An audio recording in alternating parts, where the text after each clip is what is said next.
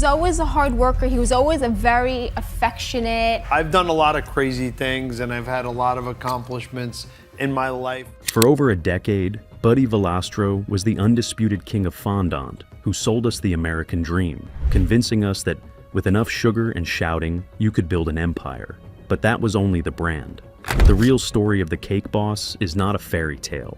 It is a story of physical destruction, personal loss, and the brutal reality that even an empire built on sweetness can rot from the inside out. While we watched him build massive cakes on television, a hidden reality was unfolding behind the scenes, involving a terrifying accident that nearly cost him both of his hands, and a relentless expansion that critics say turned a beloved family bakery into a corporate machine. In the end, the real question isn't how big the cakes got, but whether the price he paid was too high. A price written in metal, driven through his hand, and in the painful struggle to rebuild the man behind the brand. The ghost of the father and the industrial complex. To understand why Buddy Valastro pushed himself to the breaking point, we have to go back to the beginning, because Buddy wasn't just born a CEO, but rather, he was born a soldier in a war to honor a ghost. His father, Buddy Sr., was the original cake boss and a terrifyingly talented baker who bought Carlo's Bakery in 1964. For young Buddy, the bakery wasn't a playground, but a training ground where he worshipped the ground his father walked on, absorbing every lesson about dough and discipline required to survive in the cutthroat world of small business. But in 1994, the unthinkable happened when Buddy Sr. died of lung cancer, leaving a 17-year-old Buddy Jr. alone at the helm of a struggling business. Most teenagers are worrying about prom dates or college applications, but Buddy was worrying about payroll and managing grown men twice his age. So he dropped out of high school and buried his grief in flour and fondant because he made a solemn vow on his father's deathbed to make Carlo's Bakery a household name. That promise became a heavy chain that he would drag for the rest of his life, driving him to work 18-hour days and sacrifice his own youth to keep the lights on. He didn't just work hard, but he worked with a desperate obsession fueled by the fear of letting his father down. So he revolutionized the bakery's design style and pushed for intricate architectural cakes that had never been seen before, turning sugar into engineering marvels. He was fighting to prove that he was worthy of his father's name, and when TLC came knocking in 2009, he didn't just open the door, but he kicked it down. Cake Boss premiered and became an instant sensation, propelling Buddy into a level of fame that was dizzying. Yet, as the empire grew, the original soul of the bakery began to stretch thin under the weight of his ambition. The rise of Cake Boss was meteoric, transforming a humble corner shop in Hoboken into a tourist trap with lines wrapping around the block, where fans waited for hours just to buy a cannoli and catch a glimpse of the family.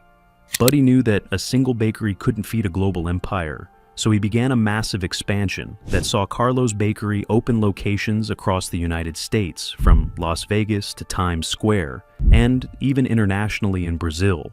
This is where the dream began to show its cracks, because mass production is the sworn enemy of artisanal quality. And to meet the insatiable demand of a global fan base, the business model had to fundamentally change. You cannot bake 10,000 cakes a week in a small kitchen in Hoboken.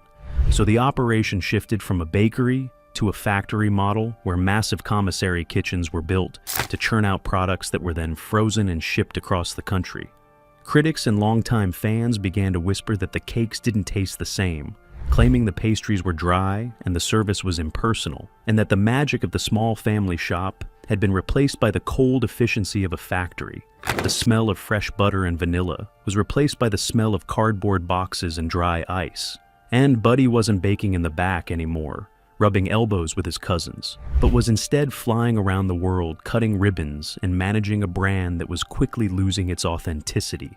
The Carlo's Bakery we saw on TV was a warm, chaotic family kitchen, but the reality was becoming a corporate machine where cakes were churned out in massive off-site facilities rather than baked with love on the premises. The heartbreak and the void.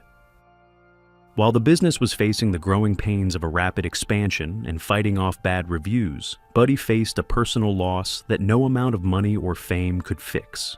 In 2017, his mother Mary Valastro passed away after a long and brutal battle with ALS. Mama Mary wasn't just a character on the show. but she was the glue that held the chaotic Valastro family together, serving as the connection to the past and the living memory of Buddy's father. Her death shattered Buddy because he had spent his entire life trying to impress her and his late father, and viewers watched him break down on camera, seeing a vulnerability that the boss rarely showed. With Mama Mary gone, the emotional core of the show was ripped away, and the bakery felt a little colder, while the family fights felt a little less resolved without her there to mediate. It was a stark and painful reminder that while you can build an empire and amass a fortune, you cannot defeat time or illness. This loss created a vacuum in the center of the Valastro family that could not be filled by sales figures or television ratings, because Mary was the one who reminded everyone that they were a family first and a business second. Without her presence, the corporate side of the operation began to consume the personal side, and Buddy found himself increasingly isolated at the top of an empire that felt lonelier by the day.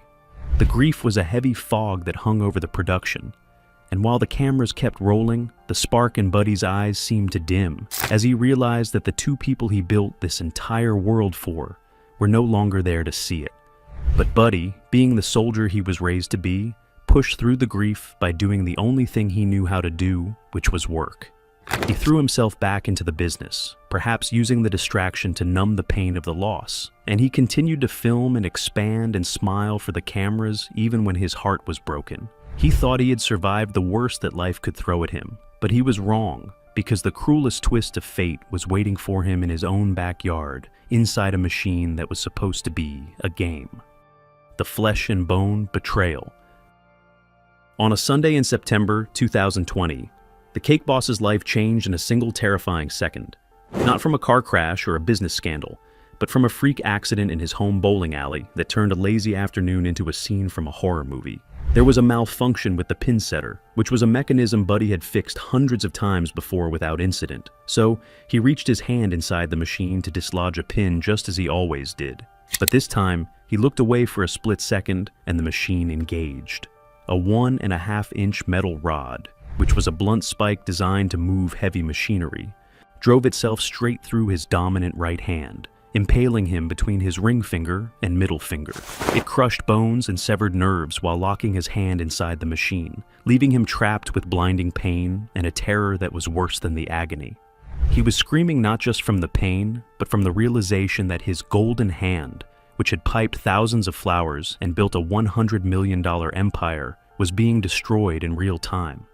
His two teenage sons, Buddy Jr. and Marco, rushed to the scene, and in a moment of pure horror, they realized they couldn't simply pull the rod out because he was stuck fast. The boys had to run to the garage and grab a reciprocating saw to cut the metal rod while it was still inside their father's hand, creating a nightmare scenario that would haunt the family forever as they had to perform a rescue operation on their own father while he bled and screamed. When they finally freed him, his hand was a mangled mess of flesh and metal, and he was rushed to the hospital where surgeons faced a grim reality and weren't sure if they could save the hand, let alone his career. The silent struggle and the rebrand.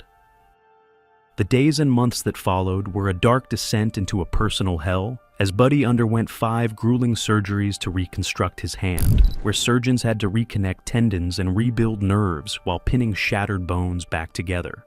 But the physical recovery was only half the battle, because the psychological toll was devastating, as Buddy lay in his hospital bed, terrified, admitting in interviews that he felt like he was nothing without his hands. It was a brutal identity crisis for a man who defined his worth by what he could produce, and he fell into a deep depression, gaining weight as he sat idle, unable to work off the stress in the kitchen as he had done for his entire life. The media showed us brave pictures of Buddy in a cast smiling and giving a thumbs up with his good hand, but behind the smile was a man who was scared and broken, struggling with basic tasks like buttoning his shirt or holding a fork. The most painful moments came in private when he tried to return to the kitchen and described the crushing realization of picking up a piping bag, which was a tool that had been an extension of his body for 30 years, only to realize he didn't have the strength to squeeze it. The connection between his brain and his hand was broken, and he would stare at the bag while his mind commanded his fingers to move, but his hand simply refused to obey, which was a humiliation that cut deeper than any bad review or business failure ever could. Fans flooded him with prayers, but the business world is not so kind, and while Buddy was recovering, the bakery empire still needed a leader, but the pandemic had already wreaked havoc on the food industry. Stores were closing and foot traffic was down, while the pressure was mounting, as Buddy had to watch from the sidelines, as his life's work faced its biggest challenge, and he was powerless to help. Eventually, Buddy Valastro did what he always does, which is fight back. And through excruciating physical therapy and sheer will, he regained about 95% of the function in his hand, which was a medical miracle. But the Buddy who returned to the kitchen was not the same man because he had lost the illusion of invincibility. So, the business strategy shifted dramatically as he moved away from opening more expensive retail bakeries that required his presence and pivoted to something colder and more efficient: the cake ATM. Across the country, vending machines branded with Buddy's face began appearing in malls and casinos, dispensing slices of cake for $10, which was a brilliant business move that capitalized on his fame without requiring his labor, but felt like the final nail in the coffin of the artisanal dream.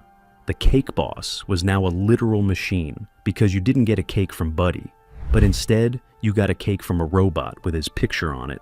This pivot represents the final stage of the cake boss evolution, from a man with flour on his apron to a face on a vending machine, securing the financial future of the Valastro family, but begging the question of whether it is still baking or if it is just branding. His new show, Legends of the Fork and Cake Dynasty, focus less on Buddy doing the work and more on him managing the legacy and preparing his children to take over, which feels like a preparation for the end of an era where he is passing the torch not because he wants to retire, but because he has seen how fragile his reign truly is. He is securing the dynasty because he knows that one slip, or one accident, or one moment of bad luck can take it all away, forcing him to build a system that can survive without him. The baker versus the brand. So, has Buddy Valastro recovered? Physically, yes. His hand works, his smile is back, and his bank account is likely healthier than ever.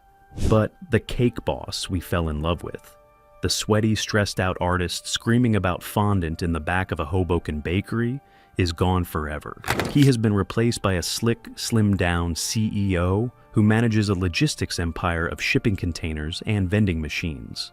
The accident in the bowling alley didn't kill Buddy Valastro, but it may have killed the last remnant of the innocence that started the whole journey, forcing him to evolve from a baker into a brand. He paid the ultimate price for his empire by sacrificing his youth, his privacy, and nearly his own body to keep a promise to a ghost. His story is a reminder that success is never free and that the higher you build the cake, the harder it is to keep it from toppling over. Buddy Valastro won the war for his father's legacy, but in the process, he had to sacrifice the very thing that made him who he was. What do you think about Buddy's pivot to vending machines and online shipping? Is it a smart business move to save the empire, or has Carlo's Bakery lost the soul that made it special? Let us know in the comments below, and if you want to see more deep dives into the dark side of reality TV fame, make sure you hit that subscribe button. Thanks for watching.